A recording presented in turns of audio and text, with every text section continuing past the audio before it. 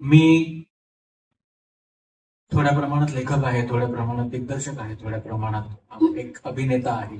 त्यामुळे मला ह्या गोष्टी माहिती आहेत की स्क्रिप्ट तुम्हाला सांगते की तुम्हाला कोण कलाकार कोण हवं. हवंय अगदी. स्क्रिप्ट ऐकल्यानंतर ह्या मालिकेच्या बाबतीत असं झालं की जेव्हा तुम्हाला माहिती होतं की तुम्हाला ह्या विषयावर, ह्या पार्श्वभूमीवर एखादी मालिका करायची आहे, तेव्हा रोज रसिक प्रेक्षकांसमोर ही भूमिका, ही पात्र मांडणारी मंडळी सुद्धा तितकीच जबाबदार लागते. खरं. आज अमोल सरांबद्दल मला काही वेगळं सांगायची गरज नाहीये. आज मधुराणीबद्दल मला काही वेगळं सांगायची गरज नाहीये. त्यांचं कर्तृत्व त्यांच्या पुढे बोलतं. हम्म. मी दिग्दर्शक म्हणून माझं काम नेहमी सोपं करून घेतो. मी कास्टिंगवर खूप मेहनत. म्हणूनच हा प्रश्न होता. त्यामुळे ह्या भूमिकेमध्ये ह्या दोघांव्यतिरिक्त तिसरा फोनही झालेला नाही. हम्म. वा. कारण का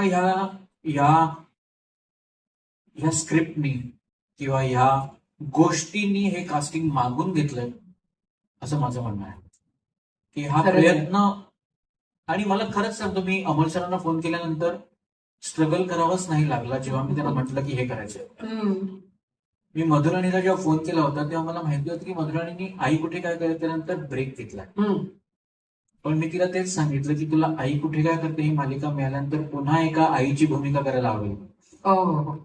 तेव्हा तिने पॉज घेतला आणि म्हणाल म्हणजे हम्म. ती मला लहानपणापासून ओळखते. मी असं सरसकट कधी तिला मेसेज करत नाही, पण तिला माहिती होतं की त्याच्या मागे काहीतरी एक महत्वाचं आहे. आणि मग मी तिला म्हटलं बरं आता मी फोन ठेवतो आणि मी मेसेज करतो, त्या मेसेजला रिॲक्ट. तो मेसेज वाचल्यानंतर तिने मला परत फोन केला. मी ट्रेनमध्ये होतो ऍक्च्युली. आणि त्याच्यानंतर ती मला म्हणजे दोघांचाही होकार हम्म. 4 सेकंदाच्या आत आला होता. वा. एवढे मोठे कलाकार जेव्हा एवढ्या मोठ्या कलाकृतीच्या मागे उभे राहतात, आज जगदंब सारखं इतकं प्रूव्हन आणि प्रगल्भ प्रोडक्शन हाऊस आमच्या मागे उभं आहे, आमच्या सोबत ते काम करणार आहे. त्यामुळे ह्यांच्या व्यतिरिक्त अजून काही कास्टिंग करावं असं म्हणत सुद्धा आलं. आणि ते इतकं 100% झालंय.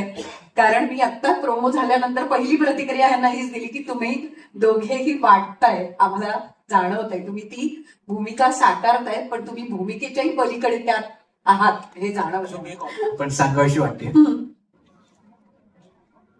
अरे बाप रे, ही तर आईच्या पुढची भूमिका आहे. हा. आणि मधुराणींनी एका एक्सप्रेशन मध्ये, एका क्लोजअप मध्ये सगळ्यांची मनं जिंकून घेतली. ही ऑफिसची पहिली रिॲक्शन.